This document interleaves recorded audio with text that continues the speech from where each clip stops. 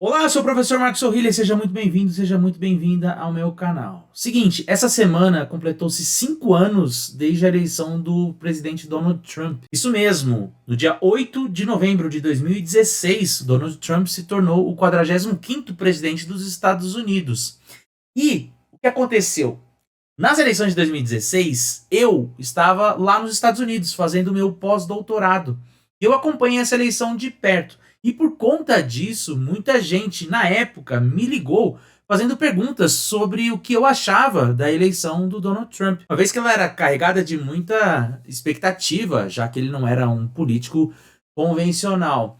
E aí, para dar conta das várias demandas de perguntas que as pessoas me enviaram, eu, na época, fiz um vídeo e subi no YouTube no dia 9 de novembro.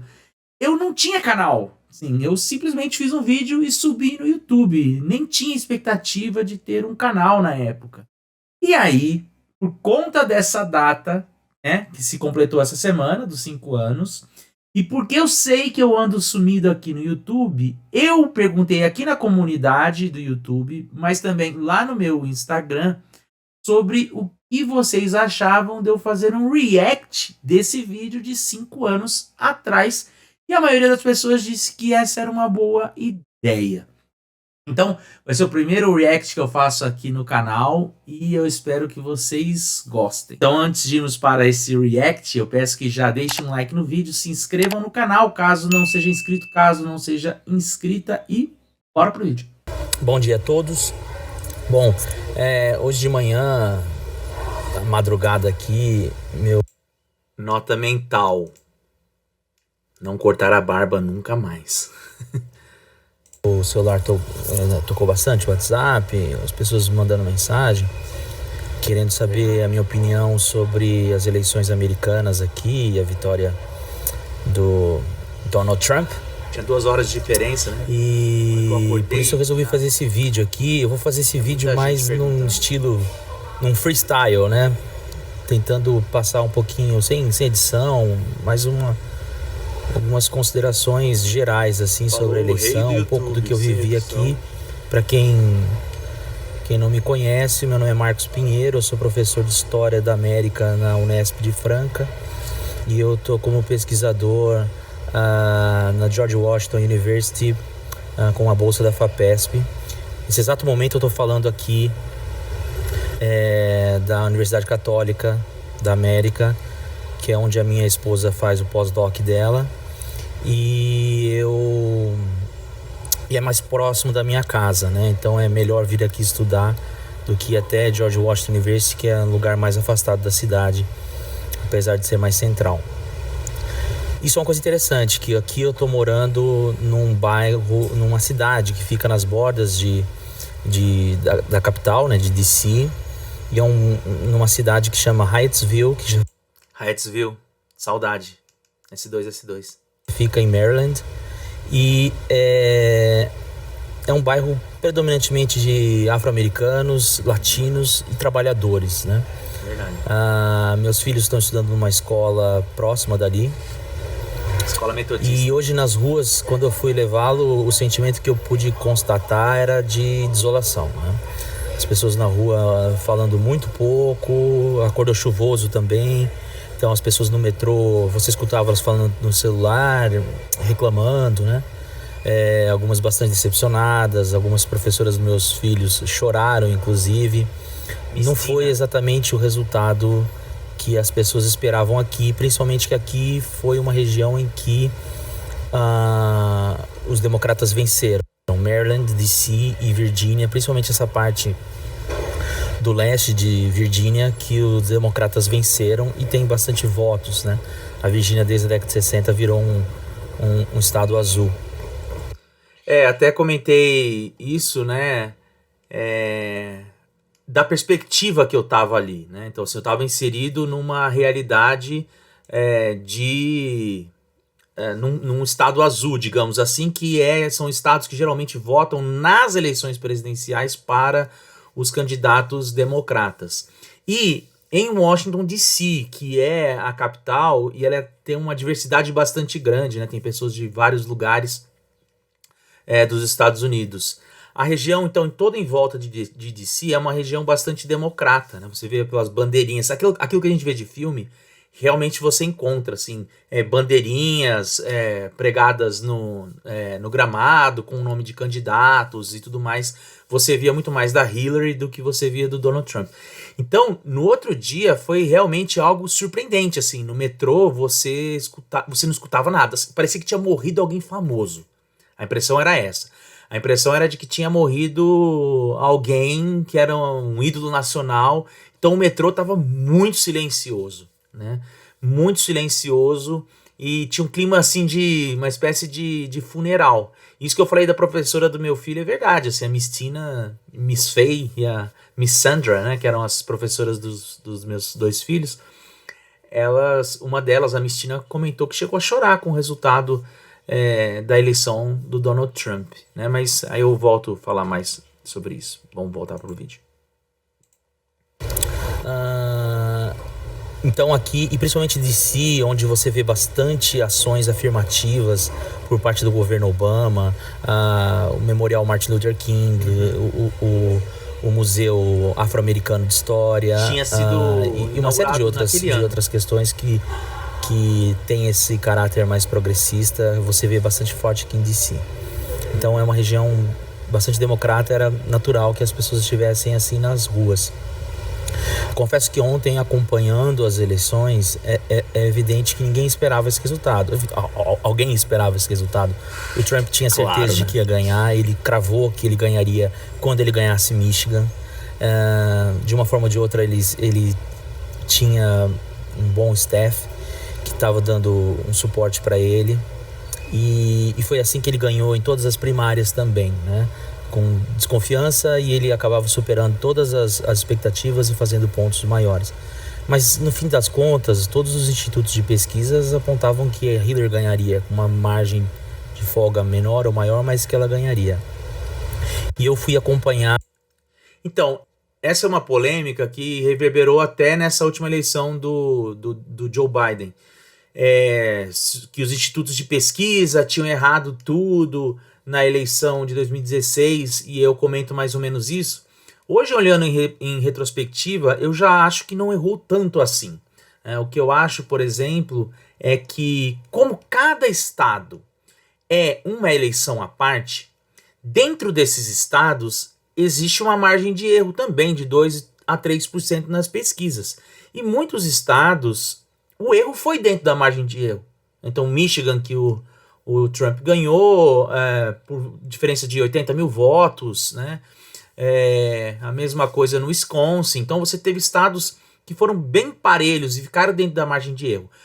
Na questão geral, quando você olha para as eleições de 2016, os institutos de pesquisa davam 3 pontos de vantagem para Hillary. E quando você pega, se fosse uma eleição geral, como é no Brasil, e não de colégio eleitoral, como é nos Estados Unidos, a Hillary de fato teve 3% a mais de votos, né? Ela teve quase 5 milhões de votos a mais, né, no total. Então, eu revejo essa crítica que eu fiz às pesquisas. Eu acho que, até mesmo para quem não mora lá, a gente pode questionar muito metodologia e tal, mas é a única forma que nós temos de medir alguma coisa, né? Então eu revejo um pouco essa crítica que eu fiz à pesquisa. As eleições, a contagem de votos pela CNN, que é uma rede democrata. E a partir da derrota da Flórida, que aliás a CNN demorou muito para assumir, o clima ficou pesadíssimo na emissora. Você percebia os próprios comentaristas mais tristes e tudo mais. Isso foi meio que tomando conta de mim, né? Eu acho que a vitória do Trump, no final das contas, ela é problemática, assim, analisando do ponto de vista de um latino e também do ponto de vista mais humanista, porque ele traz consigo alguns eleitores bastante raivosos, uma direita raivosa, né, que faz esse discurso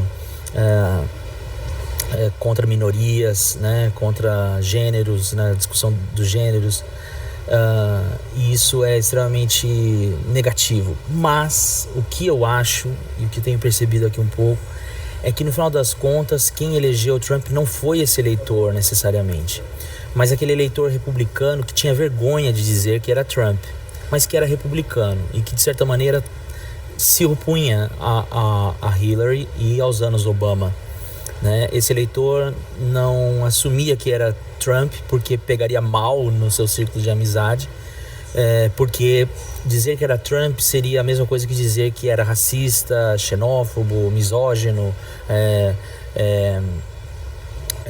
contra gays e tudo mais. E pode ser que ele não seja, pode ser que ele seja um eleitor comum republicano. A gente não pode tirar esse peso daqui, que é um país dividido entre dois partidos. Por mais que os libertários tenham ganhado um espaço, e a eleição do Gary Johnson no Novo México, que era o estado dele, mostra isso, 10% de votos. É um país partido, né? Então, aqui algumas considerações. Vamos lá. De fato, quando eu estava lá, eu não via muitas pessoas declarando voto ao Trump, mas isso se explica também pela região que eu estava. Essa questão do eleitor envergonhado, eu acho que partiu muito mais de uma leitura que eu fiz na época, acompanhando outras... dentro daquela perspectiva de que as pesquisas erraram, né, tentou-se encontrar uma visão de que elas erraram porque as pessoas mentiram. Hoje eu já não acho isso. Primeiro, porque eu não acho que elas erraram tanto assim. E segundo, que eu acho que não foi esse o fator decisivo, né? Eu acho que... E eu acho que eu vou falar mais sobre isso no vídeo, inclusive. Eu acho que, acima de tudo, a Hillary não era uma boa candidata para enfrentar o Donald Trump, número 1. Existia um cansaço dos eleitores em relação ao Partido Democrata, uma aversão aos Clintons, e eu acho que no fundo isso acabou pesando mais do que esse eleitor envergonhado. Então eu acho que era uma leitura que foi feita muito assim, comprando o discurso de que o Trump era xenófobo, o Trump era machista, misógino e tudo mais, e que as pessoas tinham vergonha disso, porque a gente percebeu ao longo desse tempo que as pessoas não necessariamente tinham vergonha disso. E uma coisa que eu falei que eu concordo ainda nos dias de hoje: o problema principal da eleição do Trump não era nem o Trump, nem a chegada do Partido Republicano, que eu acho que a transferência de poder e a troca de poder, né, entre os partidos é algo que marca a história da democracia dos Estados Unidos e que deve assim permanecer, na minha opinião, mas é dar palco para uma galera adormecida que passou a se sentir bastante orgulhosa das coisas que pensavam.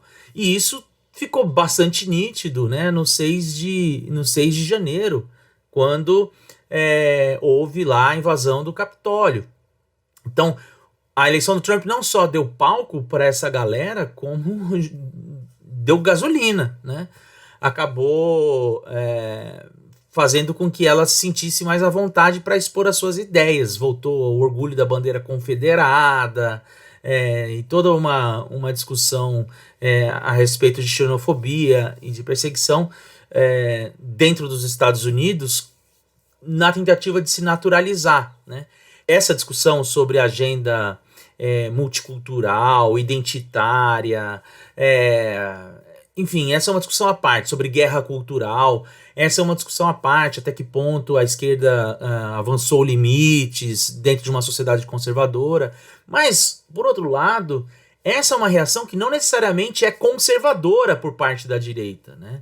O Trump, em boa medida, não representa o pensamento conservador tradicional nos Estados Unidos.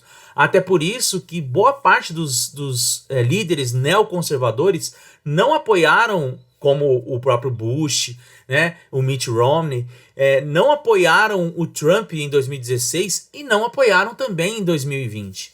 Então, o Trump não representa esse conservadorismo em voga nos Estados Unidos, pelo menos desde a época do Reagan.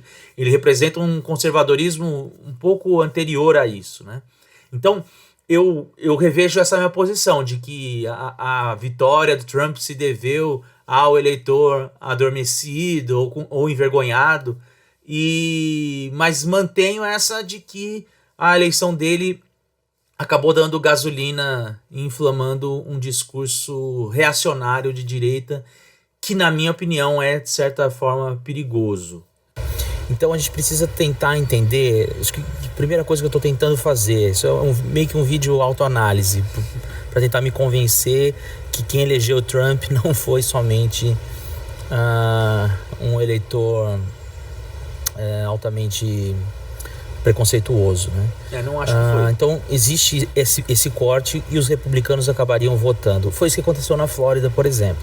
Todo mundo fala, como é que pode o Trump, um candidato que falou tão mal de latinos, ter ganho na Flórida?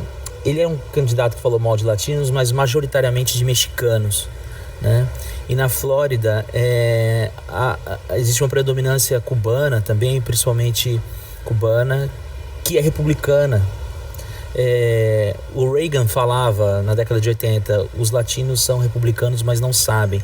Faz certo sentido isso, porque afinal de contas o trabalhador que vem aqui, ele quer trabalho, ele não quer necessariamente o Estado, ele quer ganhar a plata dele e tocar a vida dele. Menos Estado melhor, porque para ele o Estado representa uma possibilidade de perseguição. Mas nesse cenário não, né? Nesse cenário atual, que a gente vê o Trump fazendo um discurso raivoso, a tendência era que os latinos votassem na Hillary.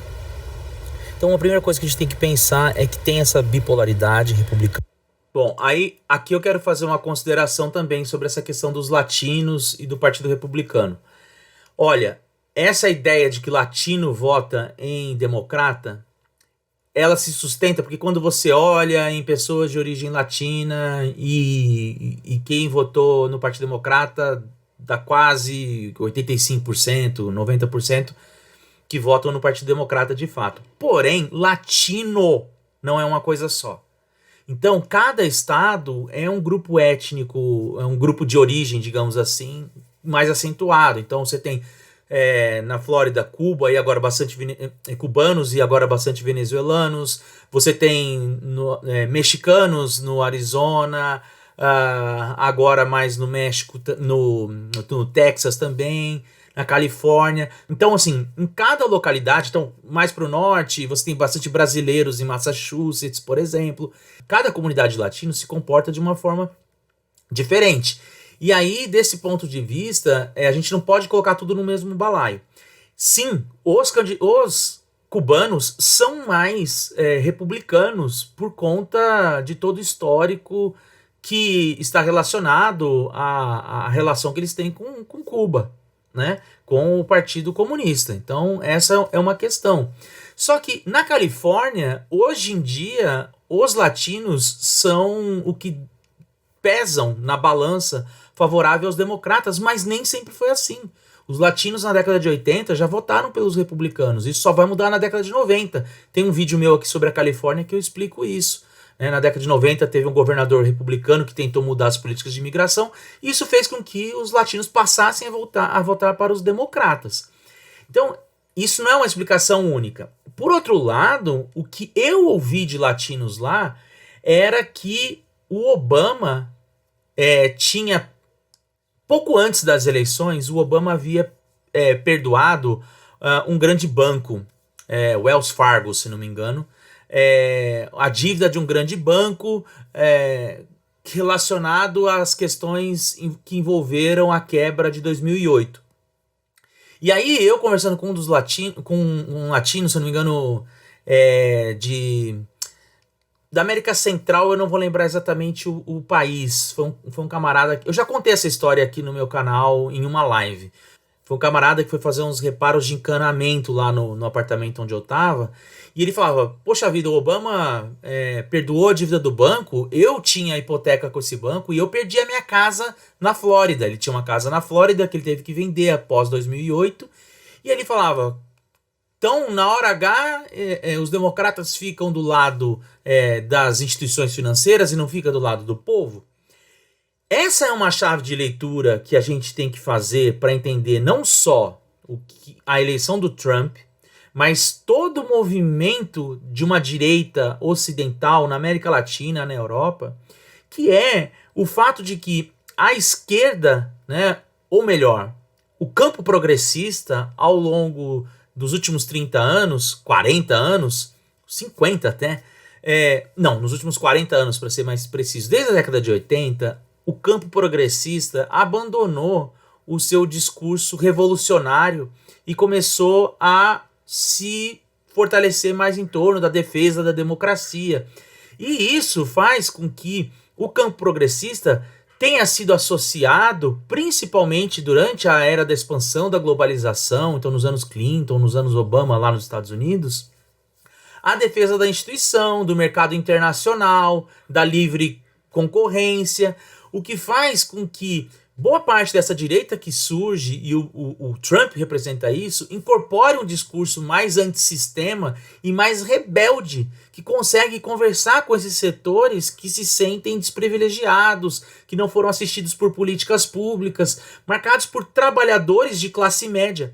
E é por isso que o Trump também avançou ao longo desses 4 anos sobre esses eleitores. O Trump saiu desses 4 anos com mais votos entre latinos, negros e mulheres, né? Trabalhadores sem diploma, trabalhadores brancos de classe média sem diploma. Então, isso não representa apenas o bom desempenho econômico que os Estados Unidos teve durante os anos Trump, né? De um trabalho menos qualificado, mas que é muito bom para esse eleitor, né? Então essas são questões que a gente tem que pensar bem antes de ficar batendo apenas em teclas e tentar escarafunchar ali os dados e tentar ver os cortes que existem entre esses diferentes públicos e tentar entender um pouco essa lógica aí que está por trás do voto do eleitor, né? O eleitor, no final das contas, faz uma escolha. E essa escolha geralmente é pautada para aquilo que é melhor para ele, na vida dele, do cotidiano dele, do ganha-pão dele, né? De como ele sustenta a família. Republicanos, democratas, e que existiam vários republicanos que estão insatisfeitos com os anos Obama e mais, aí bem mais. Estão insatisfeitos com a Hillary, né? Vou voltar nisso daqui a pouquinho. Eu falei isso na eleição de 2020. Uma segunda coisa é que então esse candidato comum republicano aderiu à campanha com medo da Hillary. Ontem, saindo dos colégios eleitorais, a CNN fez uma pesquisa com os eleitores e para 54% dos eleitores do Trump, a Hillary ganhar despertava neles um sentimento de desespero, né? De preocupação e desespero. E no caso dos eleitores da Hillary, o fato de uma eleição do Trump, 51% representava desespero e preocupação. Ou seja, a rejeição dela entre os republicanos era maior do que a rejeição dele entre os democratas. Isso, de certa forma, quando ela despontou nas pesquisas, fez com que esse eleitor republicano tradicional, que é republicano, e não necessariamente é xenófobo, enfim, um monte de coisa, aderisse à eleição. Foi uma eleição com mais de 150 milhões de eleitores, né? E acabasse indo para as urnas votar contra ela. Uhum. Então o segundo ponto ela não era uma ótima candidata, infelizmente. Talvez entre eles a comparação, eu posso falar aqui que se fosse um outro candidato republicano seria até mais fácil, né? As pesquisas demonstravam essa semana que o Mitt Romney, se tivesse se candidatado, teria 10% a mais de votos do que ela no voto popular. Então, por que ela não... Então, esquece 2020, esquece os 4 anos Trump. Voltando a 2016. Eu acho que se fosse um candidato republicano, tipo um Mitt Romney, ele ganharia da Hillary com mais facilidade do que o Trump ganhou. Da mesma forma que se fosse o Biden, o candidato de 2016, contra o Trump, eu acho que o Biden teria ganho do Trump. Eu acho que o Trump não teria ganho aquelas eleições. Isso tem um componente de machismo, né? não vou falar assim, as pessoas... então você tá falando que era... Você acabou de falar que não foi isso que decidiu a questão do machismo e tal. Não, mas o que eu tô querendo dizer é o seguinte, quando você olha a eleição de 2020, né, você vê que teve mais brancos, classe média, homens, que votaram no Joe Biden em relação aos que votaram na Hillary em 2016.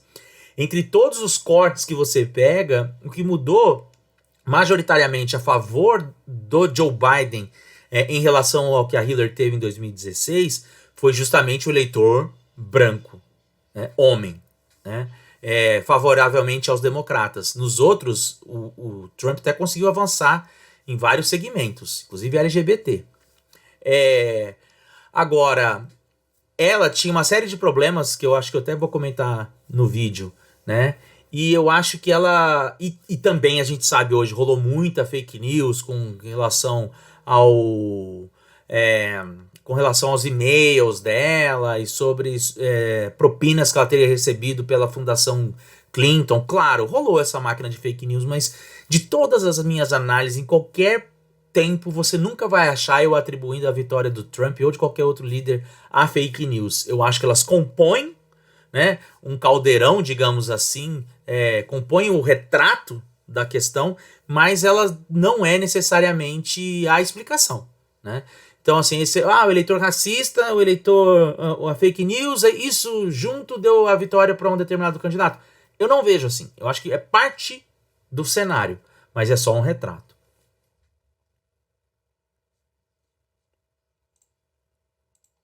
Não é uma boa candidata, ou não se tornou uma boa candidata.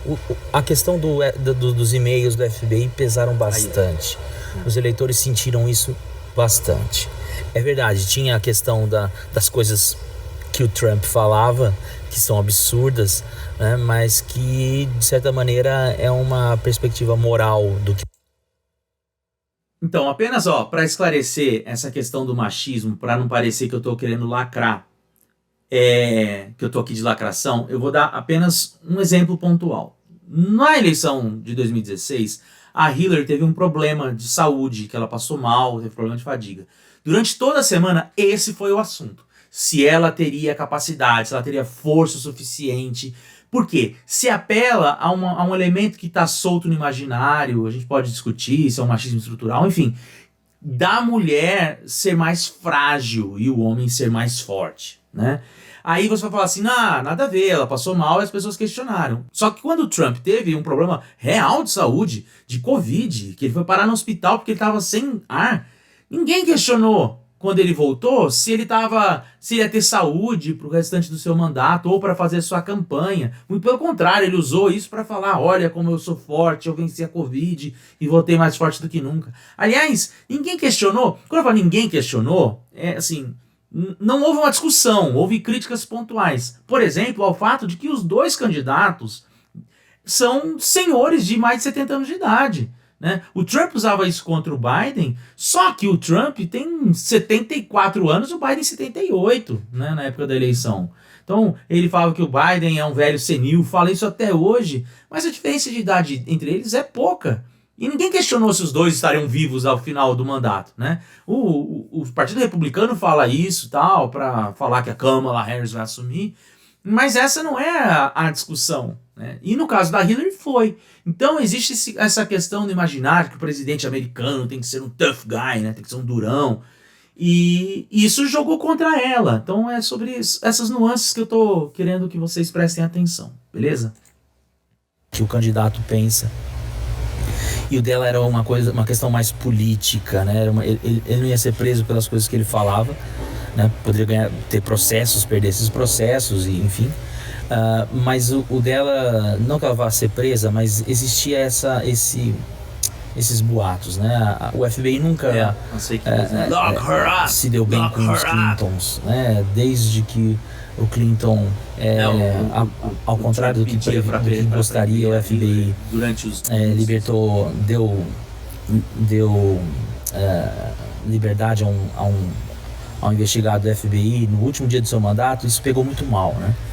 E não só o FBI, existe um clima aqui anti-Clinton, de maneira geral, não só com ela, mas com com o próprio Bill Clinton. Dentro do próprio Partido Democrata. Isso é uma coisa que eu só fui perceber aqui. E quem me disse isso foi, inclusive, uma professora democrata, de que existe um certo anti-Clinton aqui nos Estados Unidos.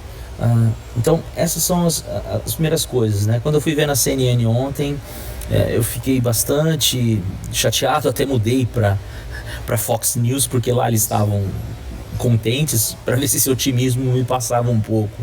Não que eu concordasse com as análises deles, né? Mas que pelo menos um pouco de otimismo.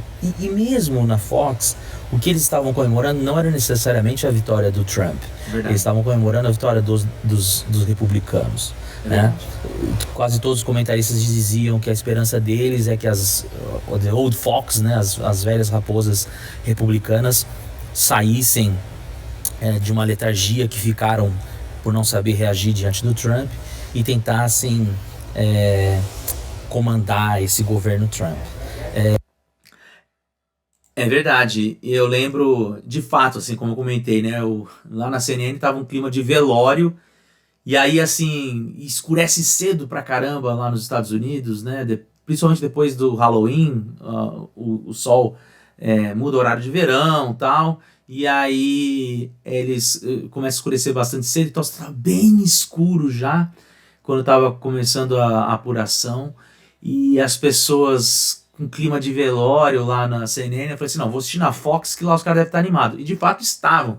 E o comentário era esse, de que o Trump vai agora amenizar o seu discurso, e que as velhas raposas, os políticos experientes do Partido Republicano, iriam tomar comando, e queria ser um presidente mais presidential, né? Assim, que presidential é quando você atua como um presidente no seu jeito de falar, no seu jeito de expor, de se vestir, né? Uma crítica que se fazia, por exemplo, a Melania Trump, de que ela não se vestia como uma primeira-dama. Então tem toda essa questão de etiqueta que se espera no jeito de falar. Erraram completamente, né? O Trump nunca foi um candidato presidential, né? Nunca foi um presidente presidential. Ele sempre foi um cara que jogou esse jogo de esticar a corda para ter um eleitorado bastante fortalecido e expandir a sua preferência entre esse eleitorado mais aguerrido, da mesma forma que as Old Fox não conseguiram ter muito espaço, né, dentro do Partido Republicano na época já do Donald Trump. Então isso não aconteceu, e ao contrário, né, a Fox acabou deixando de ser um canal tão republicano e se tornou um canal mais trumpista do que republicano, né? Esses últimos meses de 2020 deixam isso bastante claro, que a Fox passou a ser um canal muito mais trumpista do que republicano.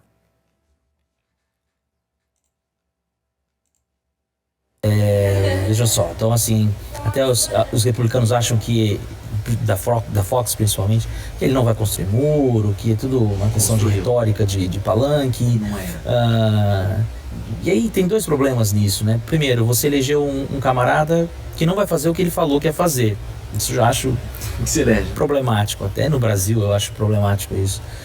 E segundo, 2016. De qualquer forma, ele deu voz a um pessoal que pensa exatamente como ele dizia. Que ele vai amenizar, eu tenho quase que certeza que sim, né? Quando ele ganhou as primárias, ele já amenizou o discurso, principalmente o xenófobo.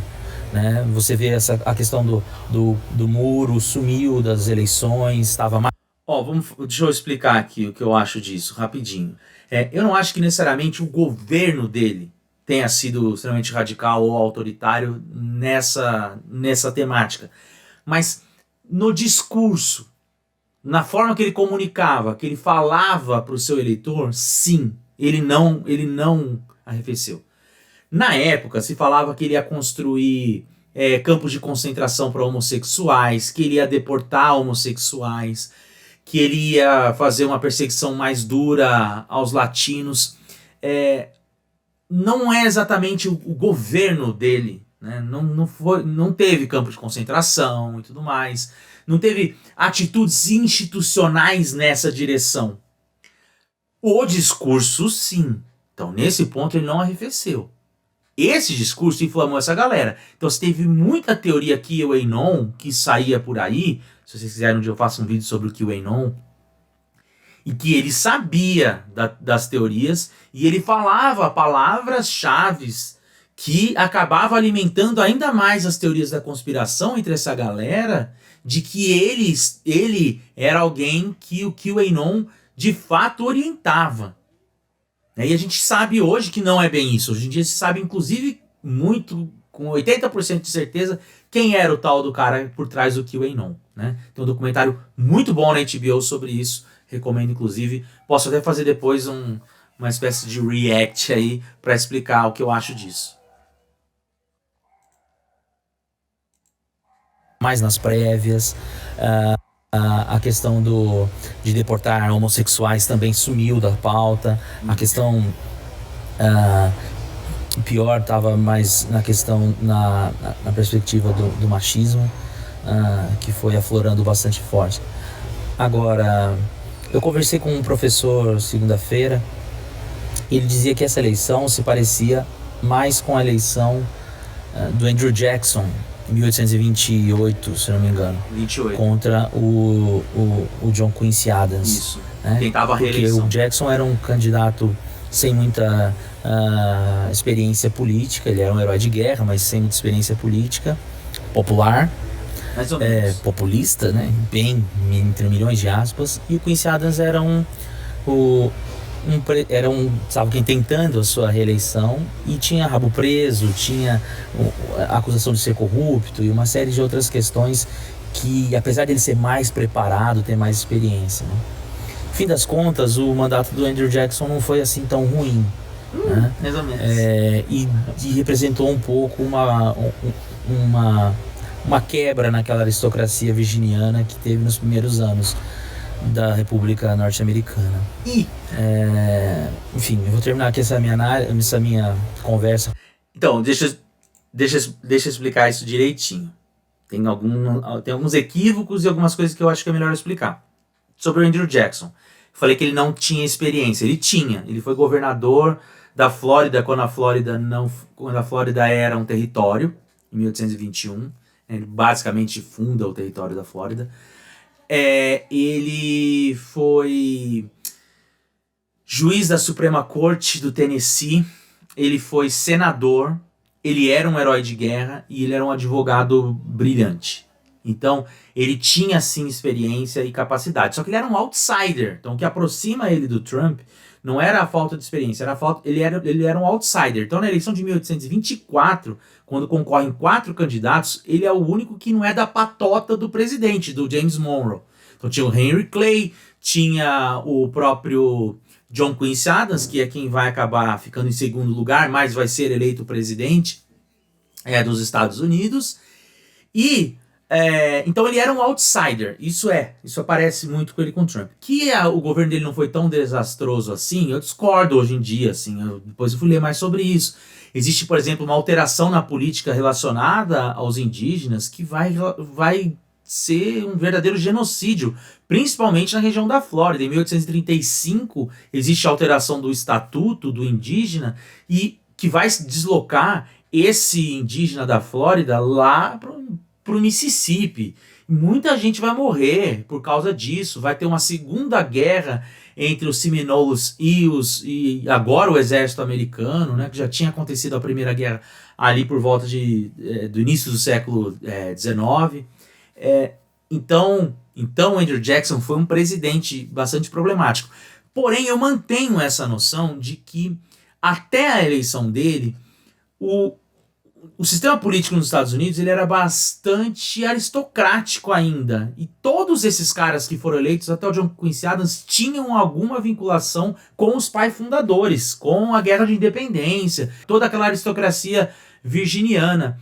O Andrew Jackson vem com um papo de expandir, por exemplo, a franquia do voto para os eleitores mais pobres, para os migrantes, e isso de fato acontece. Então, existe uma capilarização maior do potencial de voto e dos eleitores que vão participar. Ele é quem funda o Partido Democrata, né, por conta do resultado da eleição de 1824, ele acaba fundando o Partido Democrata para concorrer às eleições de 1828, e quando ele funda o Partido Democrata, ao lado de um dos seus braços direitos, que inclusive foi vice-presidente dele, o Martin Van Buren, eles vão estruturar o sistema de partido político, fazendo as prévias, então tornando o acesso às candidaturas mais democráticas. Democráticas para a época. O sistema de prévias naquela época ainda era de sistema de cálculos, né? Não era como é nos dias de hoje, que foi implementado só em 1972. Mas já era uma alteração, as pessoas comuns podiam participar mais da política do que antes dele. Então, desse ponto de vista, a eleição dele representou a profissionalização dos partidos políticos e uma expansão da franquia do voto e uma democratização, assim, no sentido de quebra de uma aristocracia virginiana que vinha lá desde aquela época. Mas isso longe dele ter sido um bom presidente, de que não existam polêmicas a respeito do nome dele. Agora, o que é muito curioso é que ele é o candidato preferido do Donald Trump, né? Mesmo tendo sido o fundador do Partido Democrata.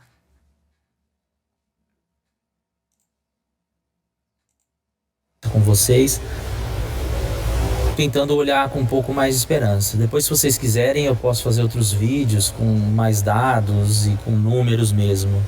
Aqui foi um pouco mais do que... Mas eu não do sentimento, né? Entre os professores que eu conheço, todos estão surpresos professores e alunos e tristes, né? Pela primeira vez, os republicanos não tiveram o voto da maioria branca com diploma, né?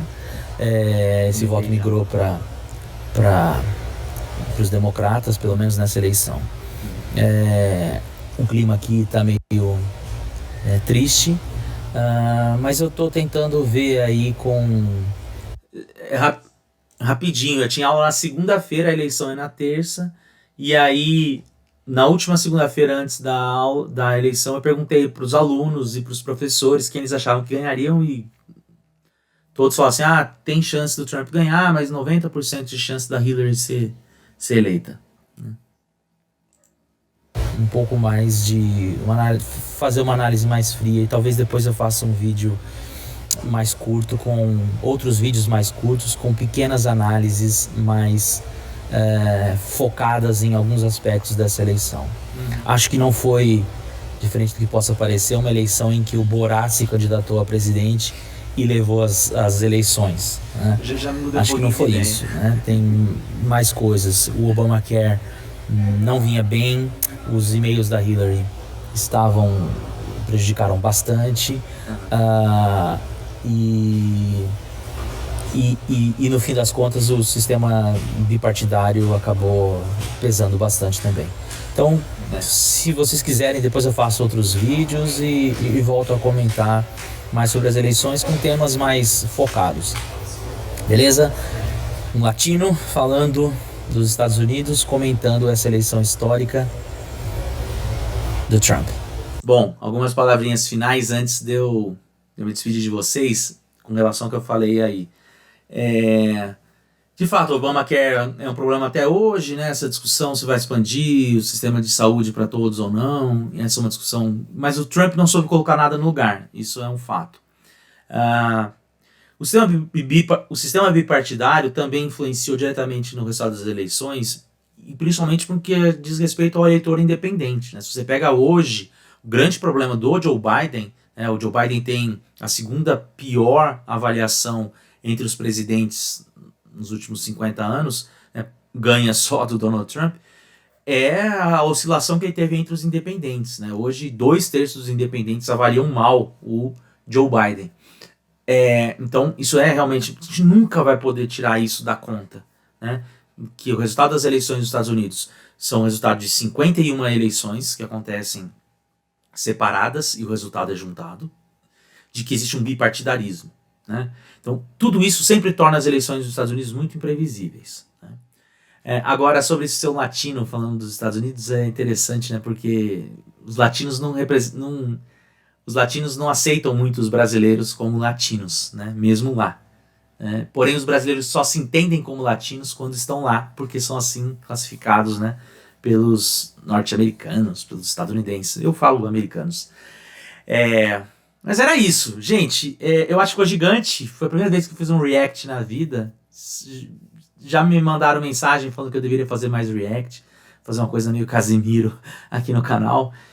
Não sei, eu acho que não é muito minha pegada não. Mas se vocês quiserem que eu volte para falar sobre alguns documentários, filmes, né, numa maneira mais assim, comentando trailers e tal, bom, vocês escrevam aí que pode ser. Mas eu prometo, que eu sei que eu andei sumido, que semana que vem tem vídeo, tá? Eu não sei se eu vou conseguir voltar para uma programação semanal. Mas as coisas na faculdade estão terminando, o semestre está chegando no final e eu tenho expectativa de voltar a gravar semanalmente. Beleza? É isso. Nos vemos no próximo vídeo. Tchau.